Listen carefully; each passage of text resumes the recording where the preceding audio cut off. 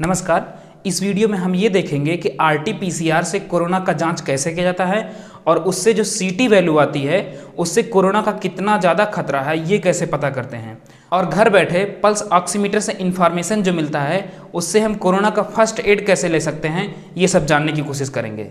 इस वीडियो में बताए गए बातों को ध्यान से सुनिए और उसे फॉलो करने की कोशिश कीजिए, क्योंकि भारत की स्थिति ऐसी है कि आने वाले 10 से 15 दिन बाद लगभग 4 लाख केसेस निकलेंगे। फिर समझ में आ जाएगा कि क्या हालत है। इस टाइम लगभग 4 तरह के कोरोना घूम रहे हैं हमारे आसपास। पहला है प्राइमरी कोरोना, जो कि 2019 में आया था, ये इतना खतरनाक नहीं था। और दूसरा है न्यू स्ट्रेंज कोरोना, जो कि मेनली यूथ में हो रहा है, और ये क्या कर रहा है कि ऑक्सीजन की लेवल को ही कम कर दे रहा है। ये सबसे ज़्यादा डेंजरस है। और तीसरा है री इन्फेक्टेड कोरोना, कि मतलब एक बार किसी को 2019 में हुआ था और फिर 2021 में हो गया। इनको भी बहुत ज़्यादा घबराने की जरूरत नहीं है। और चौथा है पोस्ट वैक्सीन कोरोना, कि मतलब कि वैक्सीन लगने के 3-4 दिन बाद भी कोरोना हो जा रहा है, तो इनको भी बहुत ज़्यादा घबराने की जरूरत नहीं है। अब हम कोरोना के RT-PCR टेस्ट को समझते हैं। देखिए, कोरोना जो है एक RNA वायरस है, जबकि हमारी बॉडी में DNA पाया जाता है। DNA क्या होता है? डबल लाइनेड हेलिक्स होती है, मतलब कि 2 रस्सियों के बीच में बॉन्डिंग होते हैं।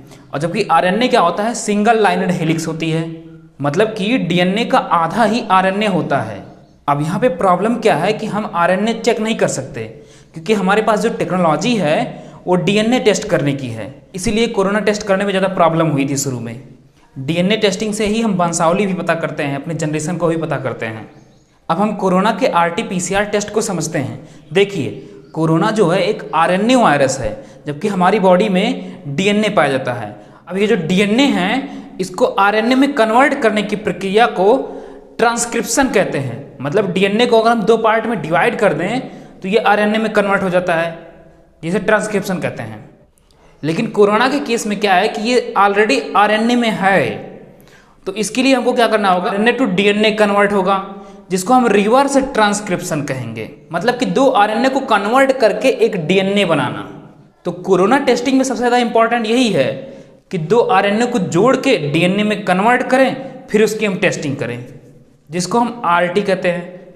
और PCR जो कि है पॉलीमराज चेन रिएक्शन, मतलब कि कई सारे चेन बनाने होते हैं, कई सारे सर्कल बनाते हैं। अब इसी आधार पे कोरोना का जांच किया जाता है। देखिए, इसमें होता क्या है, बेसिकली आपके नाक से या मुख से सलाइवा लिया जाता है ड्रॉपर के थ्रू।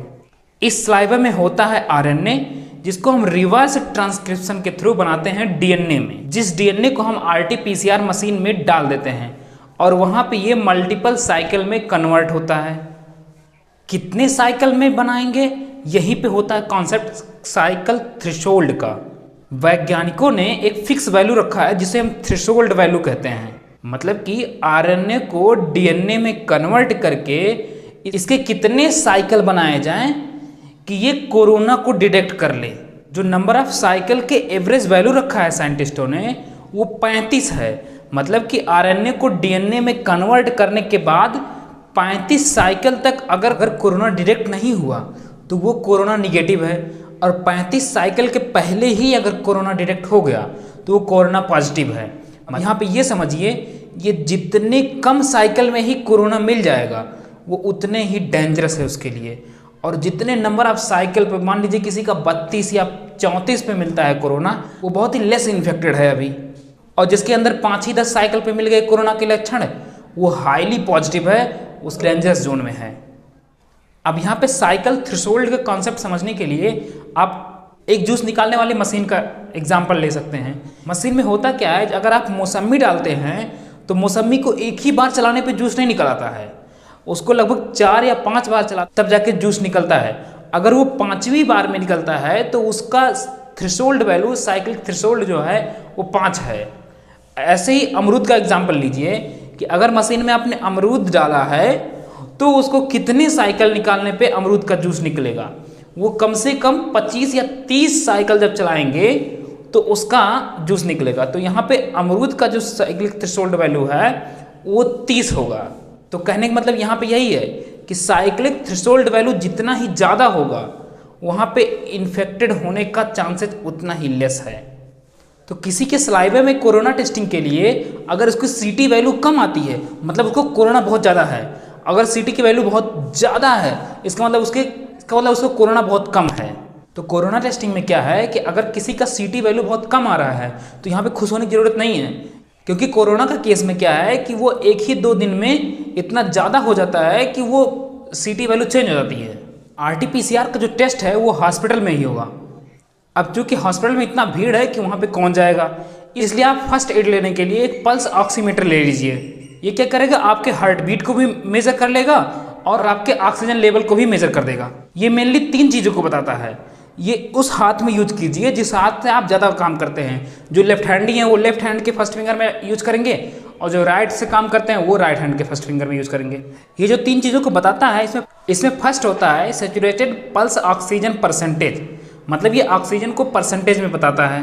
ये नॉर्मली 94 से ज़्यादा होना चाहिए, और अगर ये 94 से कम है इसका मतलब इसके कोरोना के लक्षण हो सकते हैं, उसके बॉडी में ऑक्सीजन की मात्रा कम हो रही है।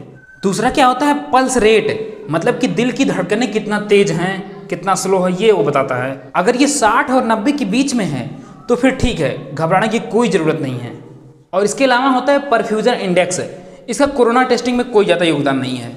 ये परसेंटेज मेनली 2 से 20 के बीच में होना चाहिए, फिर कोई दिक्कत नहीं है। लेकिन हाँ, PI को भी परफ्यूजन इंडेक्स को भी 0.5 से कम नहीं होना चाहिए। PI ये बताता है कि आपके बॉडी की नस के अंदर कितने अंदर तक ऑक्सीजन पहुंच रहा है। अब अगर ये 0.5 से कम है इसका मतलब ये लास्ट तक ऑक्सीजन को नहीं पहुंचा पा रहा है, तो कुछ प्रॉब्लम है। इसका ऑक्सीजन लेवल 94 से कम हो गया है, उसको हर 2-3 घंटे में अपना ऑक्सीजन लेवल चेक करते रहना चाहिए। अगर वो कहीं 90 से भी कम हो रहा है तो उसके डॉक्टर के कंसल्ट में जरूर जाना चाहिए, और वो होम क्वारंटीन होने की कोशिश करेंगे, मास्क और ऑक्सीजन यूज करेंगे। और अगर कहीं ऑक्सीजन का लेवल 80 से भी कम हो गया तो डॉक्टर के कंसल्टेंट में ज़्यादा रहना है। यहाँ पे कुछ फेमस दवाई है, एक डेक्सामेथासोन है और दूसरा रेमडेसिविर है।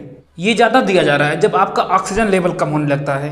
कोरोना में क्या है कि आपको मेनली 2 चीज़ों का ध्यान रखना है, एक विटामिन C को नहीं कम होने देना है और दूसरा जिंक की मात्रा को नहीं कम होने देना है। जिंक अगर कम हो गया तो फिर जान लीजिए आपका जान लेके चला जाएगा कोरोना। जिंक क्या है, आपको बॉयल अंडे से मिल जाता है और गर्म दूध से भी मिल जाता है। तो क्या कीजिए कि हर घंटे में 1-1 कप गर्म दूध पीते रहिए, ये नहीं कि एक ही बार में ज़्यादा दूध पीते जाइए। हर घंटे पीने से होगा क्या कि आपका गला हमेशा गर्म रहेगा। शुगर के मरीजों में क्या होता है कि जिंक की मात्रा ऑलरेडी बहुत कम होती है और जिंक से ही बनता है इंसुलिन। इसीलिए कोरोना के केस में क्या है कि जो शुगर वाले पेशेंट हैं उन्हीं को वो ज़्यादा प्रॉब्लम कर रहा है। अब विटामिन C का क्या कॉन्सेप्ट है, ये ऐसा विटामिन है जो कि स्टोर नहीं हो सकता है। शराब पीने पे नष्ट हो जाता है, यूरिन के थ्रू नष्ट हो जाता है, जिनको उबाल देने से ये नष्ट हो जाता है, सब्जी को छील देने पे ये नष्ट हो जाता है, मांसाहार भोजन में ये नहीं पाया जाता है। विटामिन C को हम स्टोर ही नहीं कर सकते, ये जब तक पेट में है तब तक है। ये सब बायोलॉजी की क्लास में पढ़ाया जाता है अक्सर। और विटामिन C का मेन सोर्स जो है वो खट्टे फल हैं, और इसका बेस्ट एग्जाम्पल है आंवला। आप ये जान लीजिए कि एक आंवले के अंदर 7 नींबू के बराबर विटामिन C पाया जाता है। ये आंवले का सीजन तो है नहीं, तो क्या कीजिए सूखा हुआ आंवला खाइए, बाद में जो मिलेगा संतरा मौसमी सब खाते जाइए। और क्या कीजिए साथ में मल्टीविटामिन टैबलेट लीजिए जो कि जिंक ओरिएंटेड हो। और हाँ, कोरोना के केस में पानी का लेवल कभी भी कम नहीं होना चाहिए। अगर पानी कम पी रहे हैं तो ये सुसाइड हो जाएगा एक हिसाब से।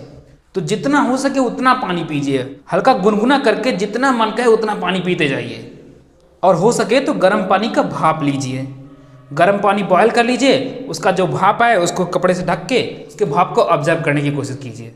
ये सब घरेलू उपचार हैं। ध्यान दीजिए कि ये कोरोना का स्ट्रेन जो है वो बहुत ही डेंजरस है, और हॉस्पिटल में तो कतई भी जगह नहीं है। आज ही हॉस्पिटल नहीं है हमारे पास, सोचिए वो टाइम जब आ जाएगा, क्योंकि वो आएगा। भारत की स्थिति बहुत ही बुरी होती जा रही है कि जब 4-4, 6-6 लाख केसेज आने लगेंगे। इंग्लैंड ने क्या किया है, इंडिया को रेड लिस्ट में डाल दिया है, और भी यूरोपियन कंट्री मान रहे हैं, अमेरिका जैसे कंट्री मान रहे हैं। इंडिया बहुत ही टफ जोन में जाने वाला है कोरोना के लिए। इस वीडियो में इतना ही, धन्यवाद। नेक्स्ट वीडियो में हम ये बात करेंगे कि कौन सा वैक्सीन ले और वैक्सीन के साइड इफेक्ट क्या हो सकते हैं, वैक्सीन किस कंडीशन में लेना चाहिए।